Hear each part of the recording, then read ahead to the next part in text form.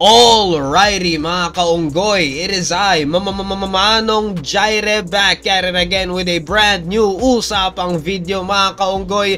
And ngayon, pag-uusapan natin ang usapang gatekeeping mga kaunggoy. Very interesting tong topic na to. Gatekeeping sa loob ng cosplay community. Ngayon, maraming iba't ibang klase or uri ng pang-gatekeep. Hindi lang sa cosplay community, kundi sa maraming bagay din.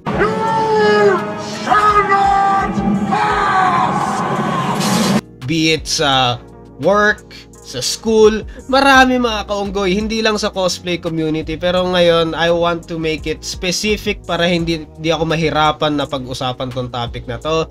Gusto kong gamitin na example ang cosplay community dito sa usapang gatekeeping mga kaunggoy. Hindi ako masyado nagko-cosplay, pero nagko-cosplay ako paminsan-minsan, no? Pag may extra time ako, pag may free time ako, nagko-cosplay ako mga kaunggoy. Pero I have seen na merong mga cosplayer na napaka-toxic, na napakagaling mang-gatekeep, na para sa kanila, sila lang ang pwede mag-cosplay ng certain character.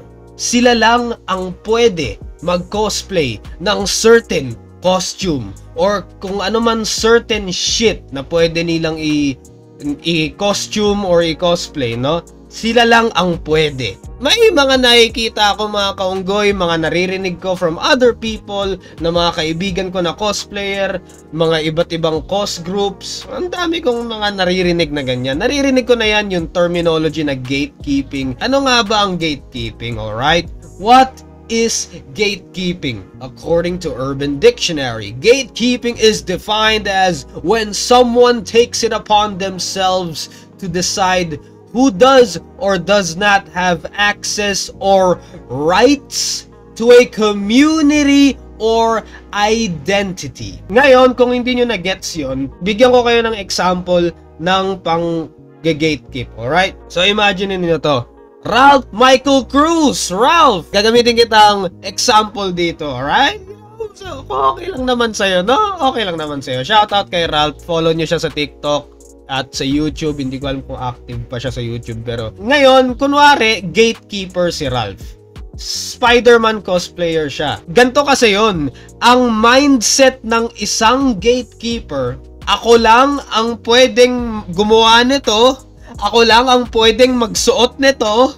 Ako lang ang pwedeng mag-portray ng character na to. No one else. Unless may permission galing sa akin. Walang pwedeng kumuha ng character na to. Walang pwedeng mag-portray, mag-cosplay, mag-costume ng character na to. Akin lang to. Walang iba. Kung merong ibang magko-cosplay ng Spider-Man, halimbawa Spider-Man, kino-cosplay niya si Spider-Man, tapos may ibang nag-cosplay ng Spider-Man, magagalit siya. Bakit ka nagko-cosplay ng Spider-Man? Ako lang dapat pwede. You are mocking me. Grabe ka, toxic ka. Bakit mo kino-cosplay si Spider-Man? Ako lang ang pwedeng mag-cosplay kay Spider-Man. Tapos paiyak-iyak si Ralph, ganon. Post siya sa social media, nagpo-post siya ng kung ano-anong kabalastugan. Iyak na iyak. Man, what the fuck, man? May batas ba ang cosplay community? Meron bang nag-govern ng cosplay community? Meron bang presidente ang cosplay community na merong law na nakalagay, oh, Cosplay Community Republic Act 69. Pag merong nag-cosplay ng gantong character, hindi na pwede i-cosplay ng kahit sino pa. Ganun ba yan mga kaunggoy? May ganun ba ang cosplay community? Tinatanong ko kayo, mga cosplayers dyan, merong bang ganon na batas sa loob ng cosplay community? Meron bang presidente sa loob ng cosplay community na nag-e-enforce ng batas na ganyan? Meron bang politics shit dyan sa loob ng cosplay shit? Hindi ko gets mga kaunggoy. Nagko-costume ka ng certain character, let's say si Spider-Man or si Wolverine or si Deadpool, meron kang parang mindset na ako lang ang pwedeng gumawa nito. Ako lang ang pwedeng mag-costume ng Deadpool. Ako lang ang pwedeng mag-costume ng Spider-Man. Ako lang ang pwedeng mag-costume ng Batman. Like, what the fuck is going through your mind? Anong klaseng droga ang sinisinghot mo para i-gatekeep ang certain character na angkinin ang isang character na ikaw lang ang pwedeng mag-cosplay nun. Tapos, pag may ibang nag-cosplay nun, ay minamak niya ako, binabalasubas niya ako kasi kinosplay niya yung kinocosplay ko. Anong klaseng mindset yun, ha?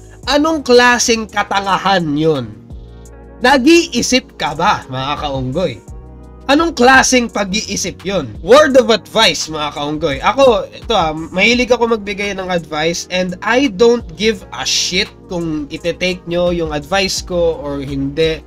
Pero ito lang, word of advice lang. Anyone can cosplay whoever the fuck they want. Pag meron nag-cosplay ng, let's say, may gustong nag-cosplay ng Genshin, alright? May nag-cosplay ng Genshin character.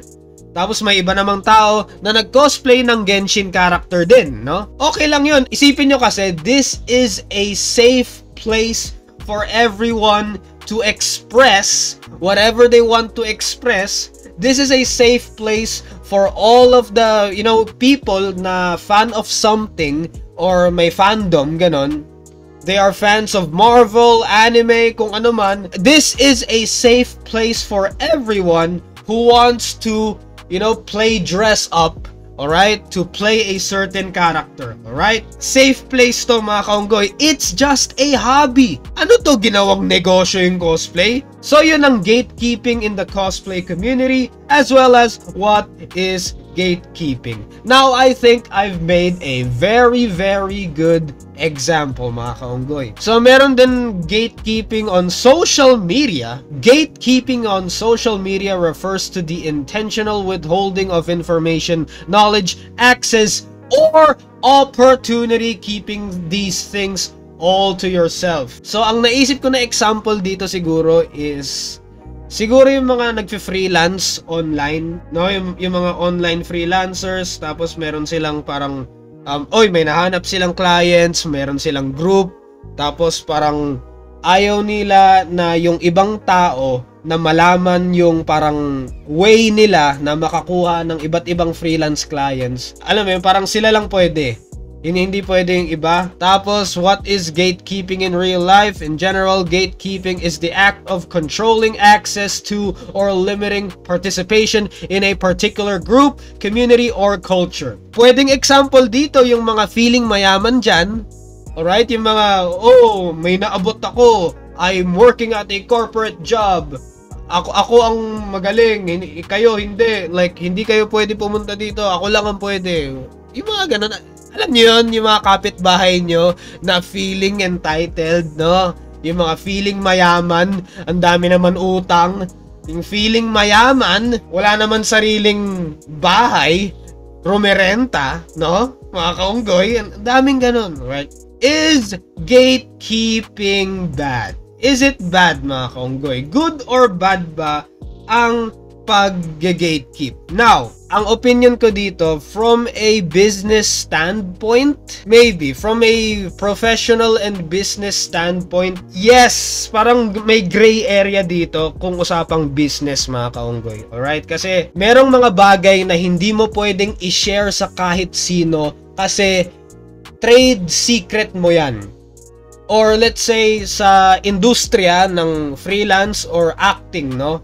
Meron kayong wini-withhold na information na ayaw nyong sabihin sa kahit sinong tao kasi nga parang, alam yun, that's your trade secret, that is your secret formula, that is your secret ingredient to your success. Ngayon, pag merong makaagaw ng secret formula na yon, meaning magkakaroon ka ng kakompetensya, right? Hindi mo pwedeng ibigay lahat ng secrets mo towards your success kasi marami kang magiging kakompetensya dito. That is just business, alright? I think that's the business side of gatekeeping, no? Yes, I think gatekeeping is a necessary tool to keep your success, to keep your business afloat, mga kaunggoy.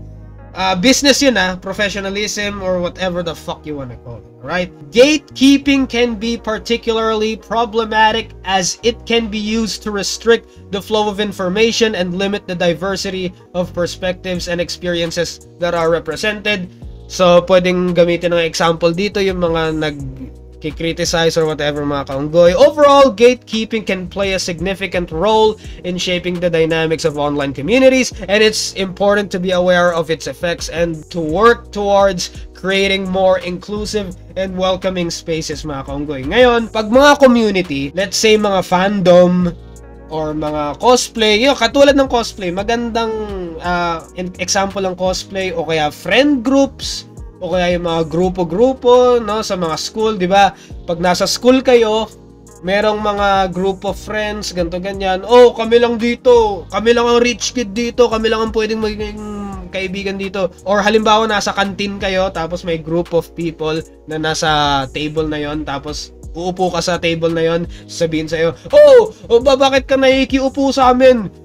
Dun ka, bawal ka dito, alright? Alam yung mga ganun gatekeeping mga kaunggay. So, it can be shit, no? Ganto gatekeeping is bad, in my opinion, unless it's professionalism or yung work-related or business-related, alright?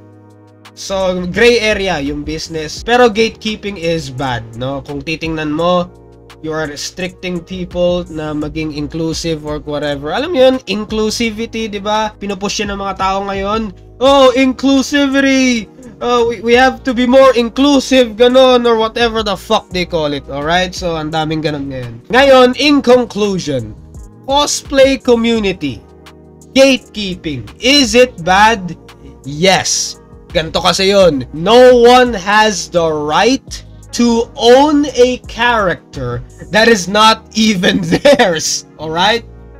Anyone can cosplay whoever they want, wear a costume, and play a certain character whenever they want. Walang pwedeng mag-own ng specific character or specific fandom. Walang pwedeng gumawa nun. Walang nakasaad sa batas na pwedeng angkinin ang isang character or isang fandom na, oh, kami lang ang pwedeng mag-cosplay ng anime kasi ganito kami, ganyan, nagko-cosplay ka ng ganyan, dun ka, wala kang kwenta, tapos ibabash pa, tapos pagtatawanan, ibabash, no, yung mga insecure, ganon, ang daming ganon mga kaunggoy. What the fuck? What the actual fuck? Now, with that being said, what are your thoughts on all of this? If you want to support the Manong Jairus Show and this channel, then, click the donation button. Yan, meron na super thanks. Ayan, pwede nyong gamitin yan button na yan para supportahan ang Manong Jairus Show, mga kaunggoy. And that's the bottom line because Manong Jairus said so. Like, comment, share, and subscribe. Ayun lang mga kaunggoy. I'ma head out.